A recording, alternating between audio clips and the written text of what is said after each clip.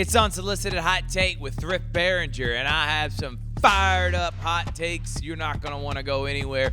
A lot happened in the last week in the wonderful world of sports, and I'm going to give you the most, I wouldn't say outrageous, but the most passionate, energetic, fired up takes you can think of. So thank you for joining us. We are presented by Sports Visions and, of course, on Georgia, Alabama Sports Live. I'm able to cover college games because of Sports Visions and DJ Jones, which you can hear me and him every Monday and Thursday from 4 to 6 p.m. on 92.1 Smooth R&B. Also, you can follow Georgia, Alabama Sports Live on Facebook and YouTube. You know about the shows. You know about the streaming that we do. Just a lot happening, and enjoy being a part of both of those brands.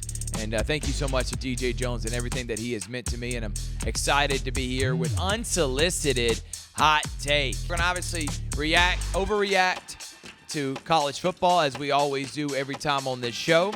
I don't know what the hell I'm talking about. Another segment, and I got a few teams that I didn't know what the hell I'm talking about, especially through the first 2 weeks. I'm going to overreact to some NFL teams as well.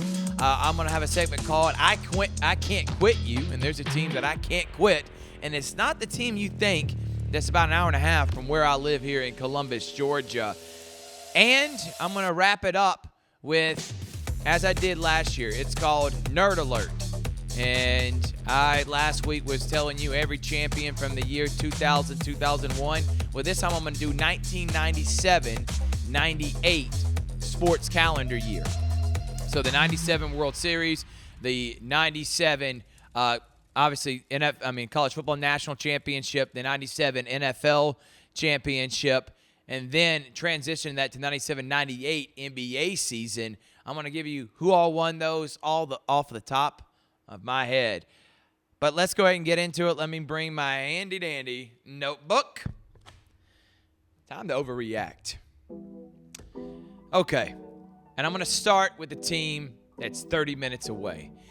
Last week, I'm sure most of you could clip me saying that Peyton Thorne's going to break Damian Craig's passing record at Auburn University, which is not a lot of yards if you compare to other universities, because Auburn's never been a passing team. Even with Cam Newton, Nick Marshall, Jared Stidham, about a little less than 3,500 yards is the mark that in 97 Damian Craig did for the Auburn Tigers under Terry Bowden. I thought Thorne was going to break that. I thought this receiving core was incredible, and I think I got ahead of myself. What I saw this past Saturday against the California Golden Bears was the worst quarterback performance I have seen, not just in an Auburn uniform, but in a college football uniform for a major Power 5 team that was expected to win 8 or 9 games this year, Jeremy Johnson. And he just happened to play for the Auburn Tigers. I know that may be a bit harsh, but if you saw the throws I saw from Peyton Thorne, I'm not hearing it was just the offensive line, even though he didn't have a lot of time. Cal's defense was literally dominating the entire game. There were throws that cannot be made in that game. They were bad throws that weren't even close to receivers, and it just showed that Thorne is obviously not the quarterback that I thought he was going to be heading into his final year as a collegiate athlete. But it wasn't just that. It was not being able to run the football, getting no push up front. Defensively, allowing Mr. Fernandez, who had a decent game, and did a really good job for the California Golden Bears. Obviously, he outplayed Peyton Thorne tremendously. So that's not even a hot take. That's just a plain outright, this is what happened take. Everyone saw it. But the Auburn Tigers, when playing in Jordan-Hare Stadium, you got all the momentum after that first week, obviously against an inferior team,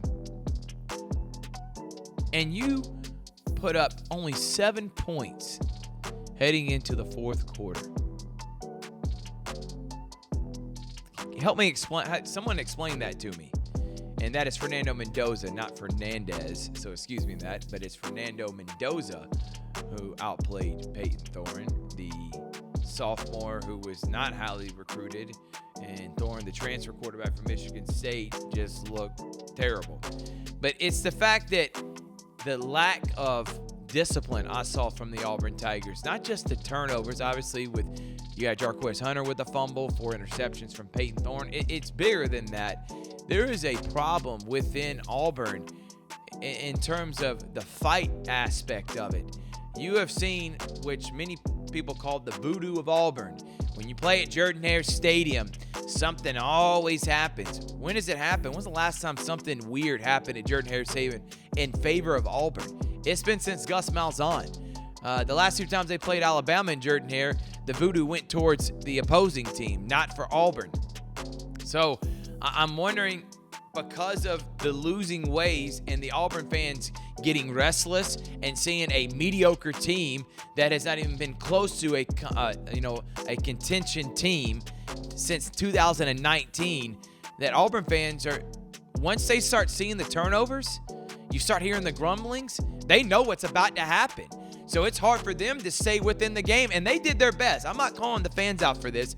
I'm calling Auburn out and their team, because what happened on Saturday should not happen. And I'm not hearing that, well, many people should not have believed that California has a less roster than Auburn. I find that not even close to the truth. And then you're playing at home. You got all the momentum in the world. If the offense, a.k.a. Peyton Thorne, doesn't turn the ball over, your defense played good enough to still win an ugly game, but you won it.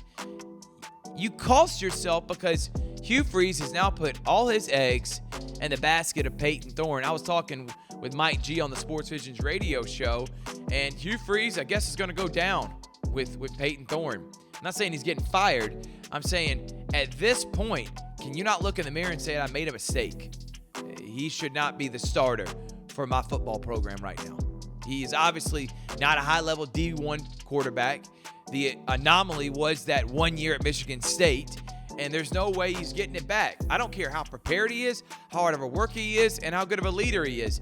If he's throwing 4 interceptions and costing you games, none of those 3 things matter. You can be the most prepared guy ever, but if you can't make the throws and then in the moment not have the IQ to, you know what, maybe not force this pass, maybe you should be the quarterback for the Auburn Tigers.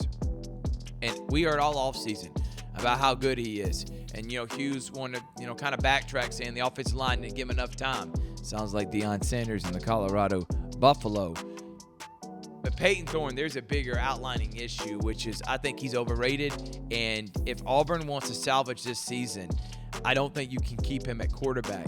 The problem is you play a terrible New Mexico team this week, which you should win. I'm not going to say you are going to win bad, but if, let's say he does look a lot better, he throws for 300 yards and multiple touchdowns, you're then thinking the problem's fixed, because the next week Arkansas comes in. They almost beat Oklahoma State. That was one of my upset alerts. Then you got Oklahoma, and then you go the 3-game stretch of Kentucky, Missouri, and Georgia. Again, A&M, that's a winnable game. Kentucky, winnable game. The losing games are Alabama, Missouri, and Georgia. Those are the 3 on the road for sure happening. But Oklahoma's winnable, Arkansas's winnable. All these games are winnable, and you can still finish 8-4, and I think have a positive, effect on moving into next year. And plus the 2 more wins than you had last year. Obviously, that would be a win for Hugh Freeze. But if that's going to happen, it's not going to come off the arm of Peyton Thorne. Very disappointed in what I saw from the Auburn Tigers. Trash offense. They have not had a consistently good offense probably since 2017. And even then, there were inconsistencies under Gus Malzahn. You really have to go back all the way to 2014, 2013, in which every single week you knew they were going to score 30 points. They were going to move the football. There was no stopping them. Since that moment, that was 10 years ago, there has not been a week by week that you think, the offense is going to give us this many points. Even the Stidham year, 2017, the defense was elite. There were times, a.k.a. the LSU game, a.k.a. the Clemson game that year when they went 10-2. And then Georgia in the SEC championship game, the offense did not show up. And Auburn, who was known for their offense from 2009 when Gene was there till Gus' second year, 2014, was known for offense. And now they can't even move the football. Disgrace, terrible. atrocious, every type of word synonym you can think of when trying to talk about the Auburn Tigers. So enough about Auburn. I'm ready to move on from them. They played New Mexico. They're going to win. And Peyton Thorne's actually going to have a decent game, and it doesn't fix the problem of long-term success for this year specifically. Georgia was being Georgia. They dominated, didn't learn anything. That was it. I mean, I'm not about to spend a ton of time on they blew out Tennessee Tech, and then I'm not even going to spend enough time because they play an overrated Kentucky team who look, again, overrated. They look like offensively they're going to struggle all year moving the football. South Carolina didn't have a great offensive game. Lenore Sellers was decent, but they won by 25 because Kentucky just gave them turnovers. They were terrible. They were bad. And Georgia's going to go into Lexington, Kentucky, and do what South Carolina did, but at an even higher level. They're going to win that in blowout fashion. I'm not even going to spend and waste breath trying to discuss it. So Georgia, they'll continue moving that train along. Overreacting to Alabama?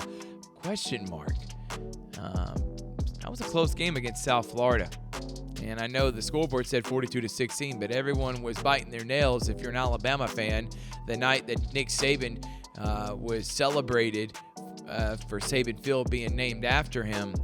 And I didn't like what I saw from that Alabama team. Now, I do think, and there are people out there like Josh Pate that thinks that Alex English, the coach for the South Florida Bulls, is going to be a team in the next few years that wins 10, 11 games, competes for a Group of 5 championship in the American Athletic Conference.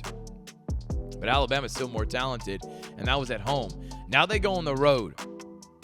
I see upset alert. Throw it up, Chris. Upset alert. Maybe we're going to see Wisconsin take down Alabama. Tyler Van Dyke is the quarterback there. They're 2-0. This is year number 3 under Luke Fickell. If things are going to start turning in the right direction and moving Wisconsin as a contender in the loaded Big Ten, year number 3 for Luke Fickell, you would think this would be the year. And if they're going to take down Alabama, it should be early in Kalen DeBoer's first season, because I think Alabama's obviously going to get better, and they're going to be a totally different team offensively at the end of the year. But if you're going to take them down, maybe the best time is right now. That's going to be on Fox. I'm not ready to go out and say Alabama's losing, but I do have a question mark about their team. I'm wondering, are they going to be the contender we thought they were? But the problem is, if you look at the rest of the country, I mean, I still think they can beat Ole Miss. Aside from Georgia, Texas, and maybe Ohio State, Alabama's just as good as anyone else left on that. So I'm not saying they're not going to make the playoff, but I could see an upset happening for sure. Where last week, I thought that was an afterthought, losing to Wisconsin. I'm not overreacting about this. Colorado is who I thought they were, and they're winning 4 games, maybe 5 games this year. What I don't like with Deion Sanders is, and the same thing with Shedeur, stop making excuses. Just accept it, accept responsibility. What's the one thing that everyone loves in leaders is like, hey, I'll take responsibility. We know the offensive line was bad. We know Shedeur didn't have time. Why does he need to come out and throw them under the bus? I don't like that mindset. I also don't think Deion Sanders really knows what it truly means to be a real contending head coach at this level. This is not prime time or it's a reality show. This is actually investing in kids and developing them, not tearing them down and blaming them because your son didn't look good. It's not about your son. It's about Colorado. I think we're forgetting that because everybody keeps saying, well, Shedeur's going to go round 1. Okay, did he take the Colorado job to let Shedeur be a first-round draft pick? Because I feel like if he stayed at Jacksonville State because of his name, he still was going to be a first-round draft pick. So he went to Colorado because he wanted to prove that he can win at a Power 5 school, and he's not doing it. And the way he's going about it, I don't think he'll ever put Colorado into contending status. Not saying he's not going to be a great coach, and I'm not saying that he's not one of the best recruiters around. He obviously is. But right now, maybe he needs to change a few of the way he is setting his foundation and laying his foundation and setting his culture within his Colorado Buffalo program. Because soon as crap hits the fan, everybody starts pointing fingers. People start getting mad. and that's a team about themselves. That's not a team about everyone else. Another team is who I thought they were, and Northern Illinois didn't let them off the hook, is Notre Dame. God almighty. Shout out to Cam Crowell. Shout out to Curtis Crowell. Cam Crowell plays there, former Carver product. Curtis Crowell, that's his dad. I know he's cheering Northern Illinois on to beat Notre Dame, and that's where Cam plays. And Notre Dame, just obviously under Marcus Freeman, will win 9 or 10 games every year, but he's not a championship winning coach, and maybe he will be. Remember, this is only year 3 at Notre Dame. The problem is, how long are Notre Dame fans going to give him losing games like this? Because this is 3 straight years he's losing teams he should not lose to. He went 8-4 his first year, 9-3, and then this year probably going to go 10-2 because the schedule's weak and he's favored in almost every game.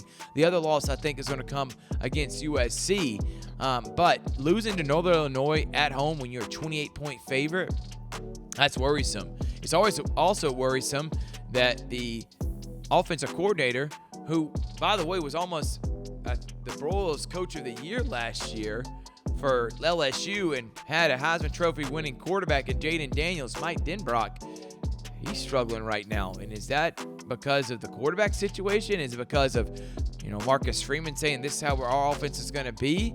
I mean, it's not a lot of flash within that offense, not a lot of explosive plays, and Northern Illinois just came in and pushed them around and won the game.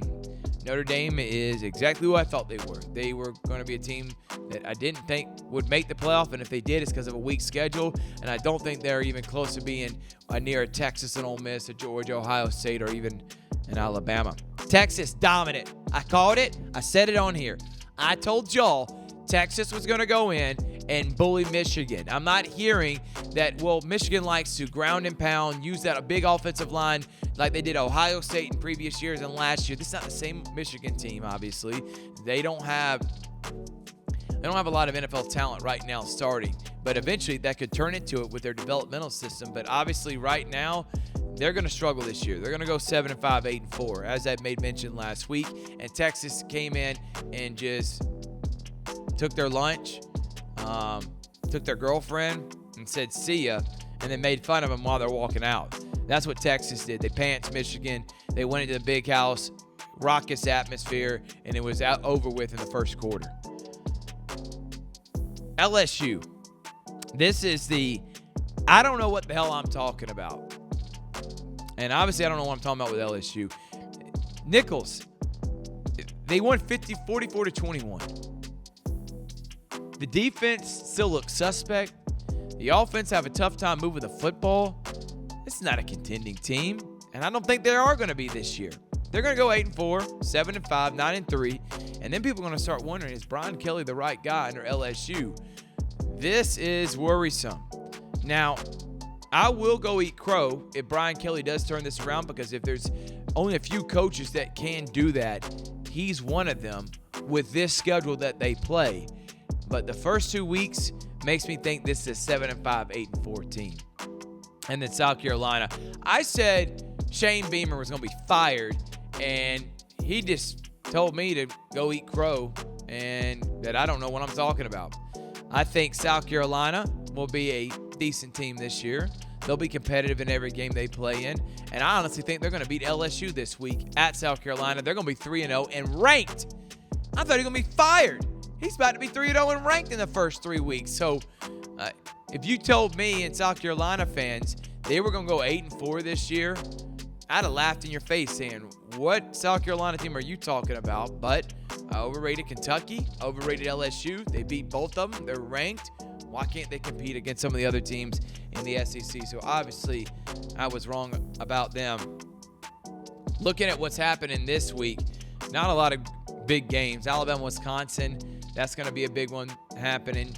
And then the only other ranked game, there's only one ranked game because Wisconsin's not even ranked, is Kansas State and Arizona, which should be a lot of fun, but that's on Friday night. The rest of it is a snooze fest. LSU, South Carolina, that's probably one of the marquee games, and I just told you how overrated I thought LSU was.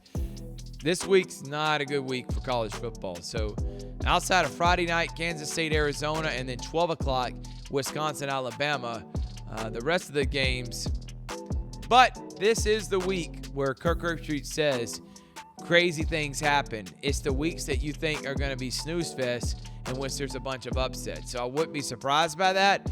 But just looking at this schedule, and the other two games of note, Oregon and Oregon State. I don't know how good Oregon State is. They are 2-0 heading into this game.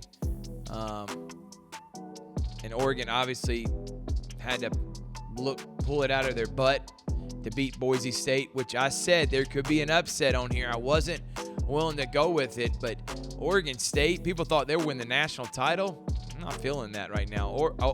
Oregon State beat Idaho State and San Diego State, so I don't know how good they are. And obviously, they replaced the coach, but Oregon, everyone thought they were going to be dominant. It was going to be a seamless transition from Bo Nix to Dylan Gabriel. It has been lack thereof.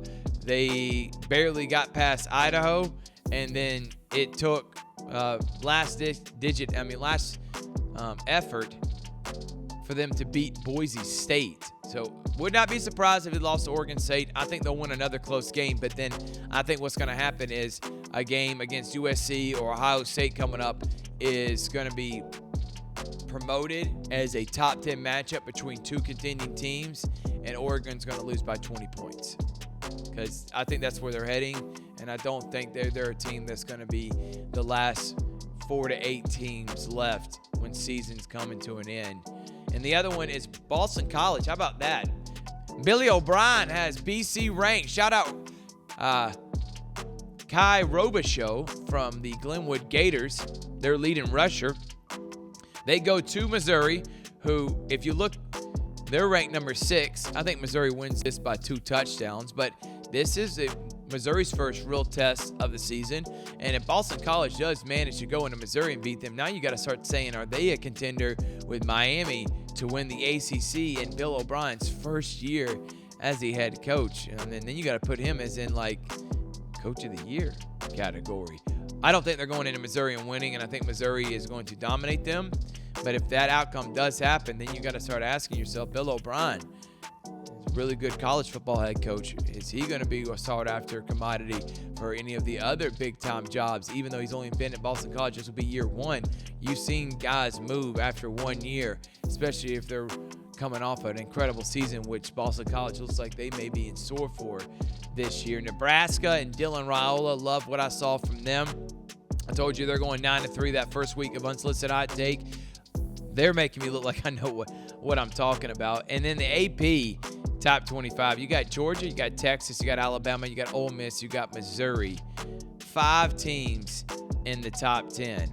LSU does come in at number 16. Oh, and Tennessee is number 7. So Ohio State is the only non-SEC team in the top 7. I'm going to say that again. 6 SEC schools in the top 7. Tennessee took NC State to the woodshed, and I think Tennessee is going to be what I thought LSU was, which is one of the teams that's making the playoffs this year and contending for an SEC championship game. Nico looked incredible. The running game was great. The defensive line's maybe the best in the SEC, and I know NC State, they may be a little bit overrated this year, but Tennessee to go and win that game as thoroughly as they did. Tennessee, Ole Miss, Missouri, Alabama, Texas, and Georgia. Wow. You talking about upset fans. Let all 6 of those teams make it to the college football playoff. We won't be saying college football playoff. We'll be saying the SEC playoff. And outside of that, really nothing of much of news and notes. Just enjoy watching college football as I always do here. And I look forward to seeing how it's going to shake up. But like I said, Tennessee's one of those teams, those up and coming, the trending upward teams. Tennessee's taken that place, what I thought LSU was going to be this year. I think Missouri's going to be decent. Obviously, we know how good Ole Miss is, Alabama, and I think Texas and Georgia are by far the best 2 teams in the country, and they play each other in a few weeks. It's going to be number 1 versus number 2. Sign me up for that. We're going to take a break. When we come back, it's time to talk NFL here on Unsolicited Hot Take with Rip Barringer.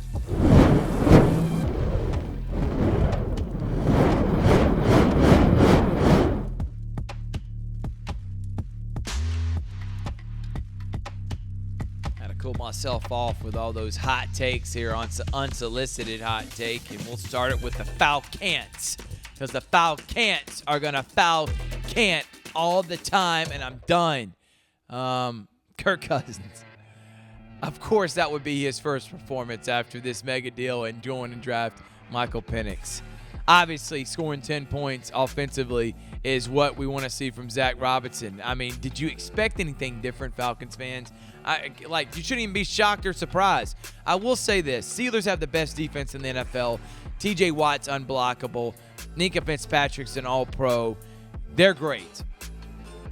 But I still think the Falcons could have won if Kirk Cousins doesn't make some of the bad decisions that he did.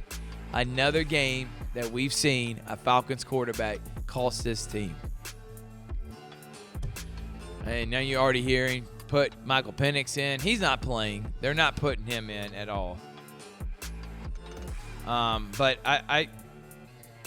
I'm really disappointed in the performance from Zach Robinson. Not even Kirk Cousins. I just thought some of the play calls were bad. Bijan Robinson didn't get enough touches as he thought he should. And then obviously the immobile Kirk Cousins with that defensive line and pressure from Pittsburgh, it sets up for a recipe for disaster.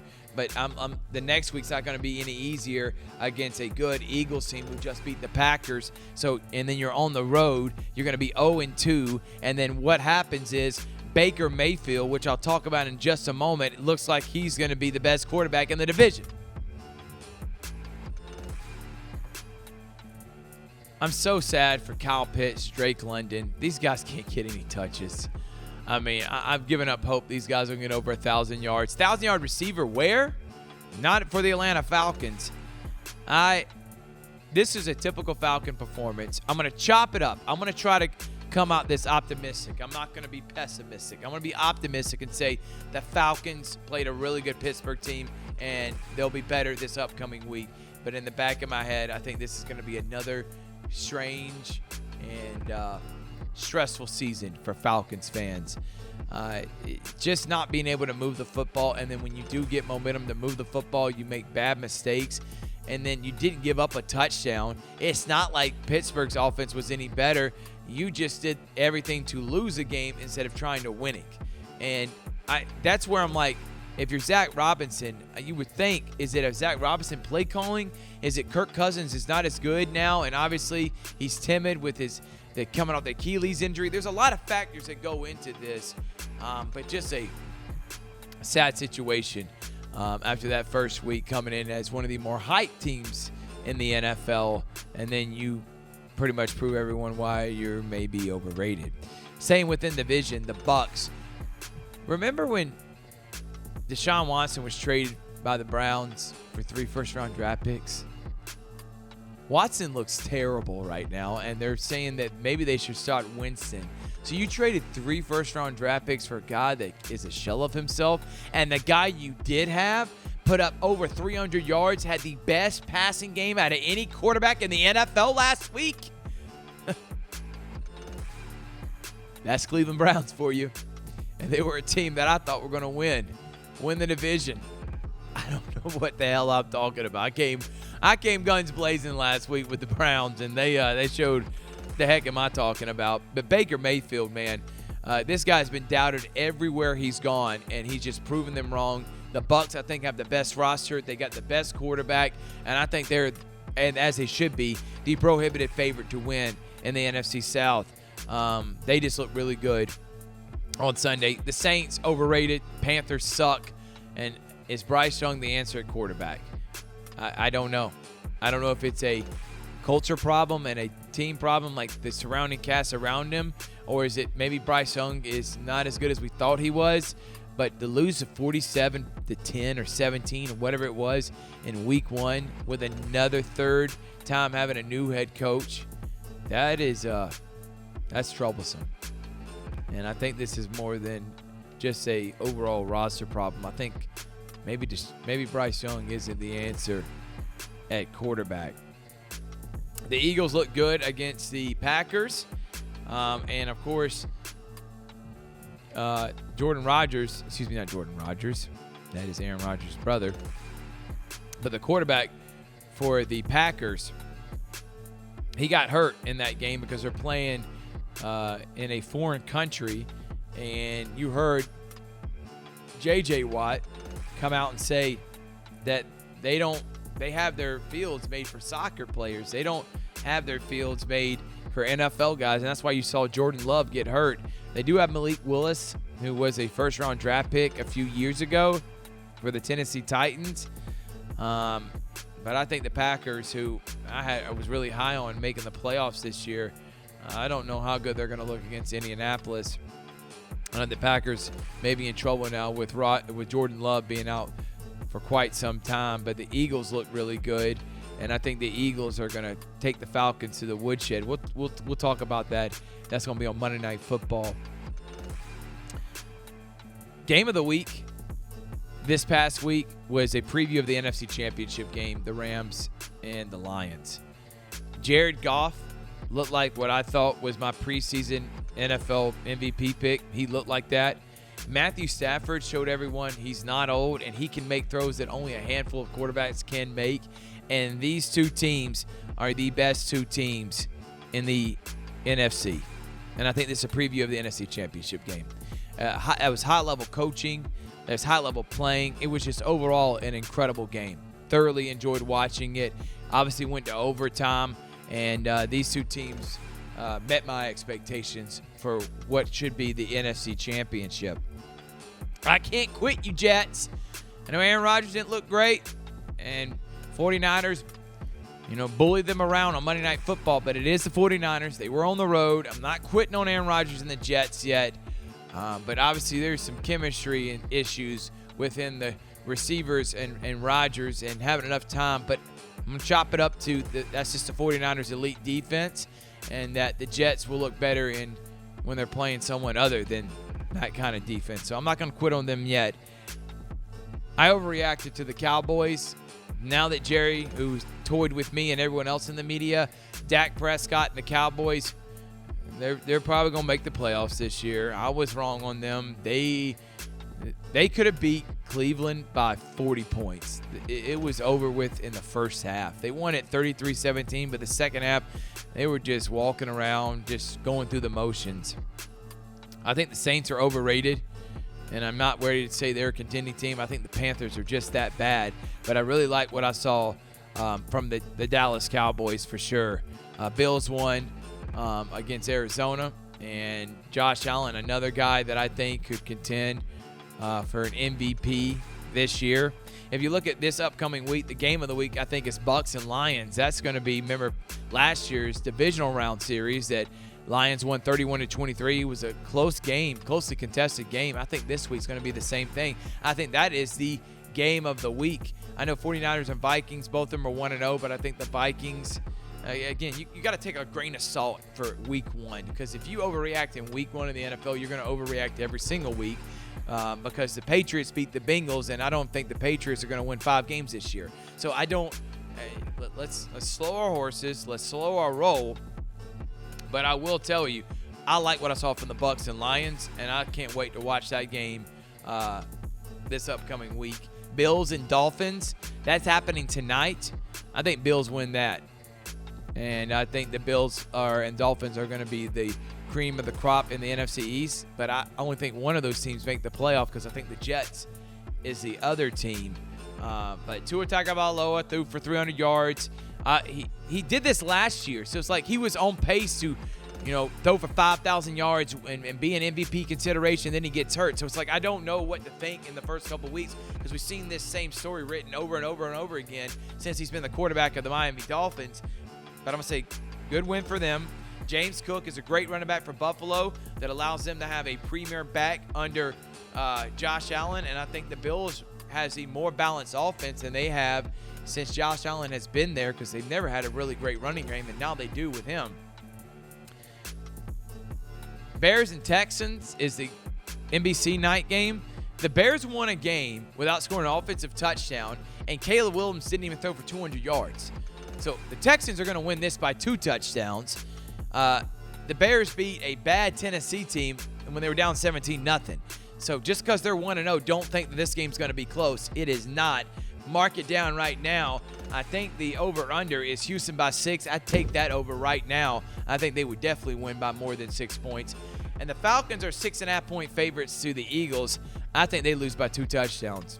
I think it could get ugly on Monday Night Football. I think the Eagles' pass rush is going to get after the Atlanta Falcons. I think the Falcons' offensive line had a tough time with the Steelers. They're going to have a tough time with the Eagles, led by Milton Williams, Jordan Davis, Jalen Carter, Bryce Huff. Those guys, Nakobe Dean, those guys are going to get after it.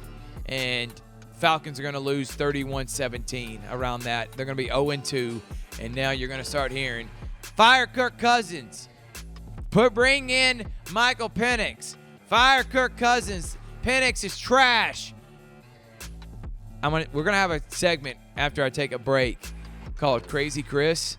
And I can't wait to hear what my producer, Crazy Chris, what he's got to say about all this. But in the NFL, what do you expect? Come out with some outrageous takes. The Patriots are going to the Super Bowl because they beat the Bengals. The Ravens are terrible because they couldn't beat the Chiefs. I mean, it's just overreaction Monday. Well, technically this is Thursday, but overreaction week here in the NFL. I will say I like what I saw from the Ravens and Chiefs. Just like I said for the Rams and Lions, Ravens and Chiefs, but I'm putting the Bills in there. But the Ravens and Chiefs could be another preview of the AFC Championship from last year. A good back-and-forth game, and Lamar Jackson, unless he gets hurt, he'll have the Baltimore Ravens in contending status. All right, we're going to take a break. When we come back, it's time with Crazy Chris. I got a hot take on what happened with Tyreek Hill, and I'm going to tell you off the top of my head what happened in the year 1997, 1998. Nerd alert time on Unsolicited Hot Take with Thrift Behringer.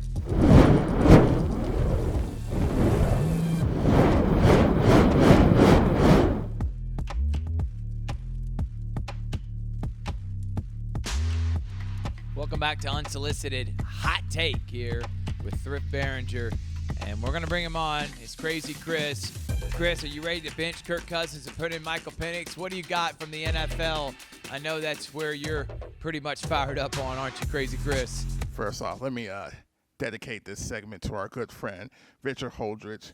As we were there last Thursday, and he looked so defeated when he saw Kansas City win that game against Baltimore. Because he was emphatic that they were going to beat He was on here last week. He was like, there's no way Baltimore's going to lose to Kansas City. He hasn't gotten over that Super Bowl. And I would know because I'm still not over a Super Bowl. That happened 7 years ago. And apparently the Falcons haven't either because they can't seem to do anything these days, whether you switch out the whole regime or whatever. Look at that. I'm so emphatic that I'm knocking stuff over. That's how fired up I am. There's stuff falling around here in the studio. Chris and Crazy Chris, calm down, man. You know, the funny, to go back to what you said, Thrift, I got to say this. This is my unsolicited hot take right here. Let me hear it. The Falcons, I'm not going to worry about them. The Falcons. I'm not going to worry about them. The Falcons. Sorry. No, you know what? I'm still going to call them the Cans for right now. I still am. Give them about week 6. Then they're the Cans all that after that. A good mentor of mine. It was funny. I was telling another good friend of ours, Jack Patterson. I was saying to him earlier this week when we had a good mentor, a good friend of ours. He used to be like, he's like, don't watch the Falcons on a Sunday. Don't watch them on the prime time. Don't watch them on the holidays. Don't watch them in the middle of the week, middle of the season, or the end of the season, or the playoffs. So we were like, well, when can we watch the Falcons? He was like, never. Then you'll be happy. I think, what happened obviously was extremely disappointing. I was disappointed too. All this hype. But the Steelers are talk. Good, Chris. No, they Crazy are. Chris. I'm not taking anything away from the Steelers. If anything, I'll be honest with you. It was good. Justin Fields has been playing well. Arthur Smith's still a terrible play caller because clearly who runs Cordell Patterson on a 3rd and 7 I'm glad jet you brought route? that buffoon up. Good because Lord. If there's anyone that I think did not win that game, as I'm messing with my mic, it was Arthur Smith. Because if he looked in the mirror and said, I just shoved it to the Falcons. You didn't. No. Your team just No. didn't lose the game. No. Because your play calling is bad. So thank you for bringing up it was more so, and I didn't know this because I didn't watch any of them play the preseason. That Cousins didn't play in the preseason. Penix only played limited action in the preseason. So he's been sitting, other than this is the first real experience that he's had, and he went out against one of the top defenses. And I'll go ahead and throw this out. This is my nerd alert fact. I'm gonna nerd alert. This is my nerd alert. Nerd. Even the Matt Ryan tenure, the Falcons had never once beat the Steelers, especially a Mike Tomlin era. Lost Steelers. in 2010. Lost again in 14, 14. and then lost again in 2018. Yep. I think he went against them 3 or 4 times in his career. Oh, He did not. He went 0 for them against them. And there's a few teams. In Matt Ryan's, he's beaten a lot of people, but that's one of the teams he just did not get over this hump. And so this is a brand new team. We're outside of that. But Thrift, my crazy hot take. Monday night, Falcons over the Eagles. 4 touchdowns. Kirk Cousins. Explosion. Somebody get the mic from him. Hey. This is why I'm crazy, buddy, all right? I'm crazy because I'm going to go ahead and call it. They can't have another bad offensive game. They have to prove to everyone that this works. If they don't, then it's going to become a question of an organization thing because we're so many years removed from that Super Bowl. 28-3, yeah, we've all heard the jokes. You got to get over that. That team's not there anymore. Most of that fan base is probably not even there anymore. This is a whole brand new team with number 1 draft picks and a running back, a wide receiver, a tight end, and a quarterback. 2 quarterbacks that you hope are going to prove themselves. So you can't mess around and blow away this talent. We have 14 years of excellent quarterback play from one of the greats out there. And it's really easy to forget that. Because of those 14 years, there was a lot of disappointments in that as well, too. Right. But it's overlooked by the fact that, hey, we had a consistent quarterback, and it was really good for that time. Now we've had years of just mediocrity. Now we're appreciative about Ryan and stuff. I mean, no offense to Ritter, and I don't really talk bad about players. It's just me. It's just one of those things. I do, but I'm just not going to say it on air. Ritter didn't cut it out. Even Arizona was like, nah. We got to get rid of this. Yeah, this guy's overrated. But I will tell you, Chris came on here, and you heard it, 4 touchdowns, and the Falcons are going to win. Even though Kirk Cousins is terrible in prime time, and the Falcons are too, we match them together, and he says a win and a 4-touchdown performance from Crazy listen, Chris. If I'm right about that, buddy, I'll come back next Thursday. I'm bringing you on screen if you're right about that, Chris. If I'm right about that, buddy, you come back, and I'll tell you what that winning lottery number's going to be that night, too, because, baby, we going to Vegas. His name is Crazy Chris. It's Crazy Chris segment. Thank you, Chris. Nerd alert to end the segment. It was the year 1997. We'll start with college football. It's the final year before the BCS starts in 1998. And so in 1997, we had co-national champions. Do you remember? Michigan went undefeated. They won their Rose Bowl game over Washington State, who went 10-1. I think they were ranked number 7. Tennessee was the number 3 team with a 1 loss. Lost to Nebraska, the number 2 ranked team, who was undefeated. Michigan and Nebraska were undefeated. Michigan number 1, Nebraska number 2, Tennessee 3. And Nebraska beat Tennessee in the Fiesta Bowl 42-17. Scott Frost was the quarterback then for the Nebraska Cornhuskers. And Tom Osborne, this was his final year as a coach. They were co-champions with Michigan. You couldn't tell me Nebraska wasn't the better team. I'm not hearing it from any Michigan fan. Please, Nebraska was going to win that national championship. And then not only that, they dominated as Michigan beat Washington State 21-16. Nebraska dominated a better team in Tennessee 42-17. Yet Michigan stayed number 1 in the AP poll. But they were co-national champions that year. And that's when the next year, all right, we got to find a situation where we can have a national championship game where number 1 plays number 2. And the BCS was then created. Also in baseball, the Braves played the Florida Marlins in the NLCS. And guess what? The Florida Marlins upset the Braves in 6 games and played the Cleveland Indians. And the lowly Marlins, who won 50 games the previous year, won the World Series championship. Davey Johnson was the coach. And they had a couple of great players on their team. And that Florida Marlins team beat the Cleveland Indians in 7 on a game-winning hit. And that was, I don't quote me on this, but I'm gonna have to look it up. That's the whole point of this, was not having to look it up. But there is one particular player in that 1997 team. Like I said, it was led by Davey Johnson. They won in 7 off a game-winning hit against the Cleveland Indians. Just pulling up their roster real quick. Yeah, so Jeff Conine, Edgar Renteria, Luis Castillo, Moises Alou, and yes, I knew it, Gary Sheffield was also on that team and won the World Series championship. In the NFL, that's when John Elway got that monkey off his back as he got that chip that was on his shoulder. They upset a 2-touchdown favorite, if you'll believe it or not. Green Bay Packers, led by Reggie White and Brett Favre and Mike Holmgren, Andy Reid, they beat them 31-24. Remember, that's the game that Elway just threw his body out there to get a first down. They beat Green Bay in that really good Super Bowl, 31-24, and they went on to win back-to-back Super Bowl championships. In the conference championships that year, the Green Bay Packers, looked really good, obviously, winning 13 games, making it to the Super Bowl, winning the previous Super Bowl against the New England Patriots in 13 games. And if they would have beat the Denver Broncos, they may have did a three-peat almost.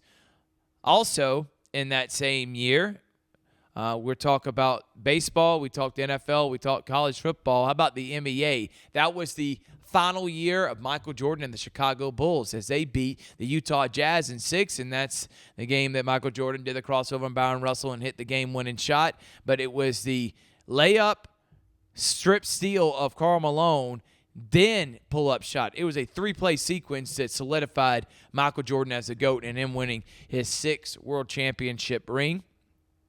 In college basketball, 97-98 was the Kentucky Wildcats, who literally came back in every game they played. They called them the Cinderella Cats. They beat Utah and Rick Majerus in the national championship. They upset and came back and beat Stanford in the Final Four. They beat Duke in the Elite Eight. All the games they were losing at some point, ended up winning the national championship. And first-year head coach, Tubby Smith. It was the first African-American coach to ever win a national championship in that 1997-1998 year. Also in 1997, I think it was Jeff Gordon that won the NASCAR championship. And that's the one where I can't. Yep, and it was Jeff Gordon that won the NASCAR Winston Cup. I knew I was right because he won 96 and 97. He won back-to-back. But Jeff Gordon won the 1997 NASCAR championship in the Winston Cup series. And I think that's pretty much it on what happened in the wonderful world of sports off of my head. And I was only 4 years old, about to be 5 in February of 1998. That year. All right. Well, thank y'all so much for tuning in. It was Unsolicited Hot Take with Thrift Behringer and Crazy Chris. I hope you're right. I hope the Eagles lose to the Falcons. You heard it. 4 touchdowns. We'll see you next time. Good night, everybody.